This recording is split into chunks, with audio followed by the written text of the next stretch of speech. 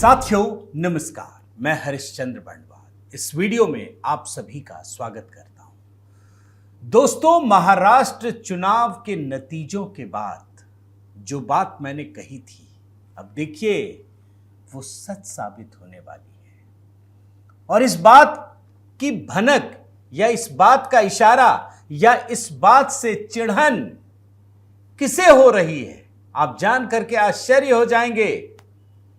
महाराष्ट्र में दोस्तों बहुत बड़ा खेल होने वाला है और यह खेल उद्धव ठाकरे के सांसदों के साथ, शरद पवार गुट के सांसदों के साथ होने वाला है। और आप यह जानकर आश्चर्य करेंगे दोस्तों कि उद्धव गुट के जो सांसद हैं वो पिछले कई दिनों से प्रधानमंत्री मोदी से मिलने की कोशिश कर रहे हैं, मिन्नतें कर रहे हैं। प्रधानमंत्री मोदी मिल नहीं रहे हैं, लेकिन लगता है अब इस रास्ते में एक बहुत बड़ा डेवलपमेंट होने वाला है। पहले तो सवाल यही उठता था कि वो क्यों मिलना चाहते हैं, और मैंने तब कहा था दोस्तों कि ये जो दो गुट है ना, दोनों गुट के सांसद अब रहना नहीं चाहते हैं और उसके कई वजहें हैं, लेकिन अब तो वो बात भी सच साबित होने वाली है। और इस बात को लेकर जो जानकारी आ रही है ना, जो दूसरा इकोसिस्टम है ना, वो अलग तरीके से पेश करने लगा है। वो जानता है कि सांसद तो टिकेंगे नहीं, तो मोदी को ही बदनाम कर दो। तो आज के वीडियो में मैं ये दिखाने वाला हूं दोस्तों कि कैसे इस लोकसभा चुनाव के दौरान जो खेल किया गया वो खेल ठीक होने वाला है और खुद सांसद प्रायश्चित करने वाले हैं। मैं आपको इस वीडियो में वो सारी कड़ियां जोड़कर दिखाऊंगा। पहले तो मेरा ध्यान जिस वीडियो पर गया मैं वो दिखाता हूं। आप देखिए, ये दीपक शर्मा, जानते हैं ना प्रधानमंत्री मोदी के खिलाफ किस तरीके से जहर उगलते हैं। क्या है पूरा वीडियो मैंने देखा, आपको देखने की जरूरत बिल्कुल नहीं है, आप देख भी नहीं पाएंगे। जो झूठ सच ये परोसते हैं, कहने लगे कि पवार के 8 सांसद टारगेट पे हैं, उनको तोड़ा जा रहा है। लेकिन कहानी कुछ और है। बस ये समझ लीजिए कि इन लोगों ने वही कहानी बुननी शुरू कर दी है जो मैंने आपको महाराष्ट्र चुनाव के नतीजों के बाद कहा था। अब असली कहानी क्या है ये मैं आपको बताता हूं। एक तरफ महाराष्ट्र में जो नया मंत्रिमंडल है वो शपथ ले रहा है दोस्तों, उसकी तैयारी हो गई, भूमिका बन गई, एक एक मंत्री की वो शपथ ले रहा है। और दूसरी तरफ उद्धव गुट के जो सांसद हैं दोस्तों, वो प्रधानमंत्री मोदी से मिलने वाले हैं। 2 बार रिजेक्ट किया गया। उद्धव गुट के सांसद प्रधानमंत्री मोदी से क्यों मिलना चाहते हैं, यह सवाल बड़ा महत्वपूर्ण है। भाई ऐसा तो है नहीं, ये सारे लेफ्ट लिबरल गैंग जो है वो बता रहा है कि अमित शाह तोड़ देंगे। अरे तोड़ देंगे, कौन मांग रहा है भाई? अपने सांसदों को लेकर जाओ। यही तो इतिहास था कि अपने सांसदों को रिजॉर्ट में लेकर जाते थे, रिजॉर्ट पॉलिटिक्स ये करते थे, हवाई जहाज तैयार रखते थे। आपको याद है ना, हवाई जहाज है तैयार अपने विधायकों को बचाने के लिए। आज ऐसी कौन सी नौबत आ गई भाई? आप देख रहे हैं क्या लिखा है हेडलाइन में, शिवसेना उद्धव ठाकरे उभाठा MPs to meet PM Modi on December 16।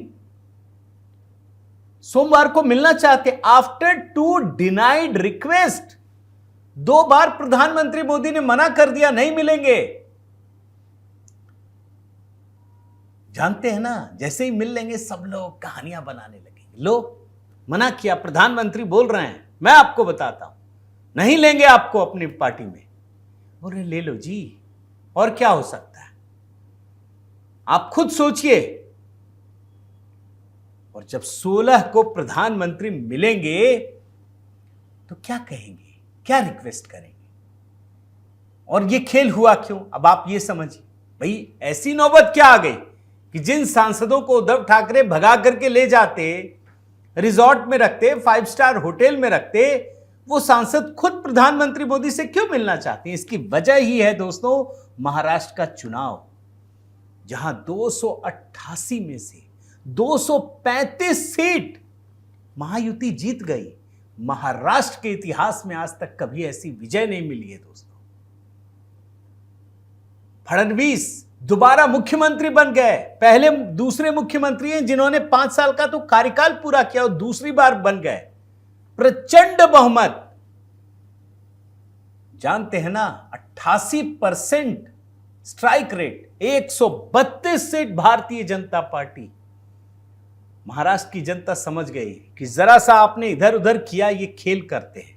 कैसे उद्धव ठाकरे छोड़ के चले गए थे, जीतने के बाद इतना बहुमत दे दिया भाजपा को कि अकेले सरकार बना ले। लेकिन भाजपा की नेक नीयत होती है, उसने एनसीपी को इग्नोर नहीं किया, उसने शिवसेना को भी इग्नोर नहीं किया, साथ रखा दोस्तों। अब यहीं से कहानी नई शुरू होती है, क्योंकि लोकसभा में तो इन लोगों ने खेल कर दिया ना। कितने झूठ सच फैलाए गए, क्या कुछ नहीं कहा गया, कैसे भ्रमित किया गया। अब उद्धव ठाकरे के 9 सांसद हैं, आप सोचिए क्या करेंगे। कहीं नहीं है, ना इधर के ना उधर के, ना लोकसभा में ना विधानसभा में।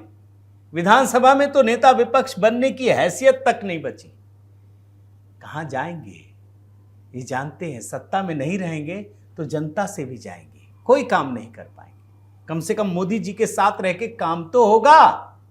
अब ये 9 सांसद दोस्तों प्रधानमंत्री मोदी से मिलने की मिन्नतें कर रहे हैं। क्यों मिलेंगे, इसकी कहानी मैं दिखा चुका हूं आपको। आज उसका समय आ गया है दोस्तों, याद रखिए। और ठीक इसी प्रकार से शरद पवार, उनका भी स्ट्राइक रेट लोकसभा में 80% था, 8 सीटें जीती थी।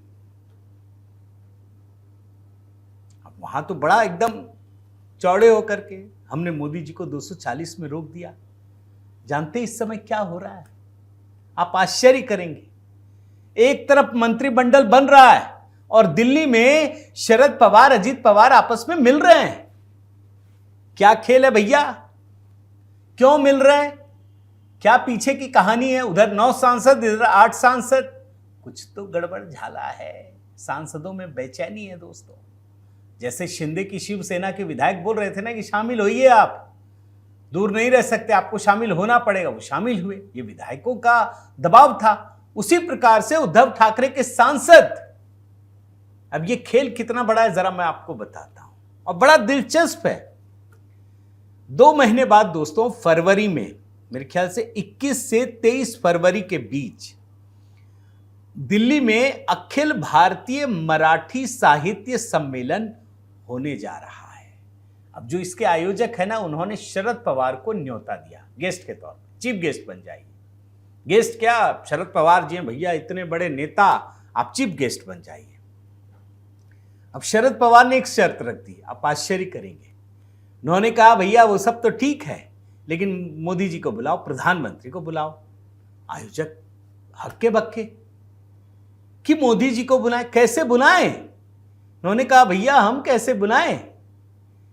शरद पवार ने कहा कि मैं बुलाता हूं, आप बताइए, मैं इसकी जिम्मेदारी मैं लेता हूं, आप मुझ पर दे दीजिए। और उसके बाद जानते हैं, शरद पवार ने खुद प्रधानमंत्री मोदी को चिट्ठी लिखी, और जो मैं समझ पा रहा हूं ये मराठी में न्यूज छपी हुई है, ये सभी मराठी अखबारों ने इसको प्रकाशित किया है, सभी मराठी अखबारों ने। आप खुद सोचिए, यानी शरद पवार कौन सा खेल खेल रहे हैं। आप इस बात को समझने का प्रयास कीजिए, क्योंकि शरद पवार को अंदाजा है, ना विधानसभा में रहे ना लोकसभा में रहे, ना विधायक रहेंगे ना सांसद रहेंगे। और इन सब के बीच जब यह खबर आती है ना दोस्तों कि लोकसभा में उद्धव ठाकरे के जो 9 सांसद हैं वो प्रधानमंत्री मोदी से मिल रहे हैं।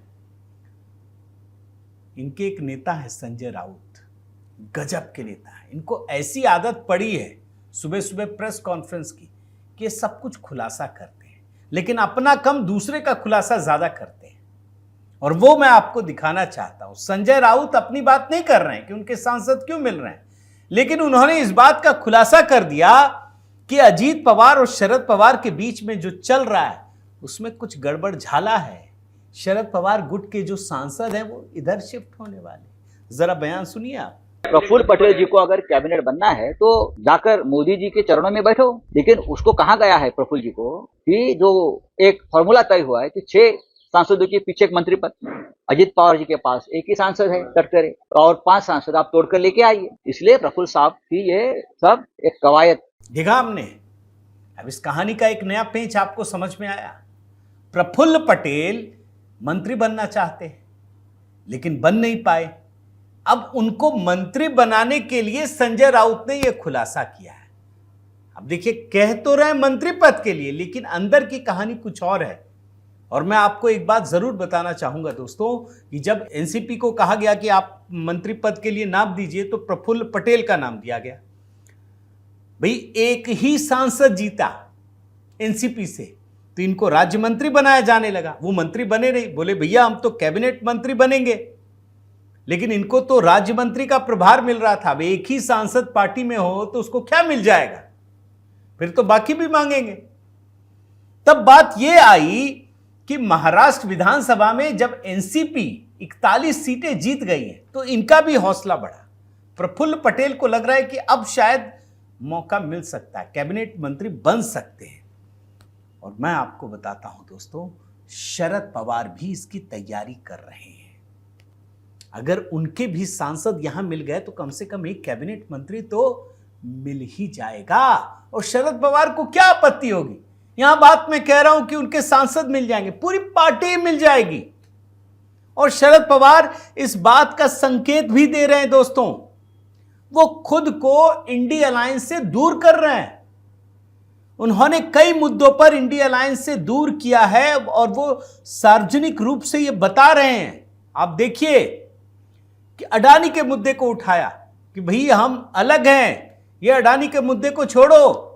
और शरद पवार ने दोस्तों ये भी आलोचना की है कि संसद में कांग्रेस एक ही मुद्दे पर समय खराब कर रही है, वो ठीक नहीं है। और यहां पर एक बात मुझे याद आती है, आपको बताना चाहता हूं कि अजीत पवार और प्रफुल्ल पटेल, आप याद कीजिए, पुरानी बात बता रहा हूं, 5 साल पहले 2019 की, कि खुद शरद पवार भारतीय जनता पार्टी के साथ 2019 में सरकार बनाने के लिए तैयार हो चुके थे।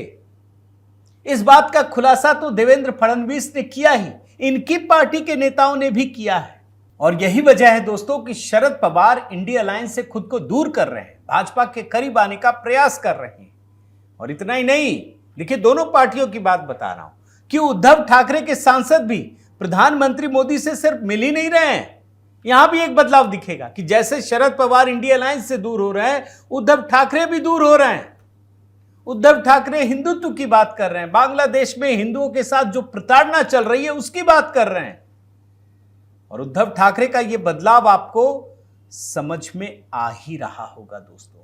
और अगर उद्धव ठाकरे बदल रहे हैं तो इसका मतलब साफ है कि उनको अंदेशा हो गया है कि उनके सांसद छोड़ने वाले हैं।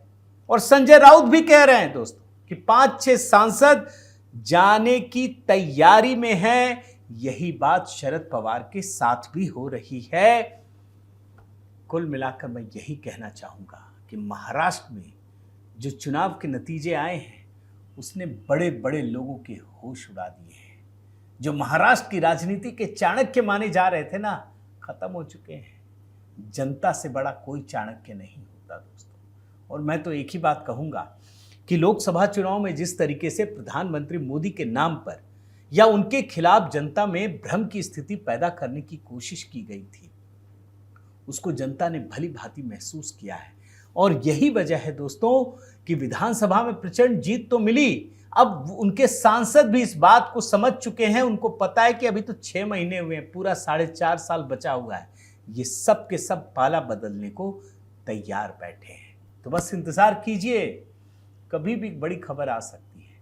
और जो मोदी जी की 240 सीटें हैं ना, वो धीरे धीरे बहुमत के करीब भी चली जाएंगी। और ये बात तो लेफ्ट लिबरल इकोसिस्टम भी महसूस कर रहा है। उम्मीद करता हूं दोस्तों ये कहानी आपको पसंद आई होगी।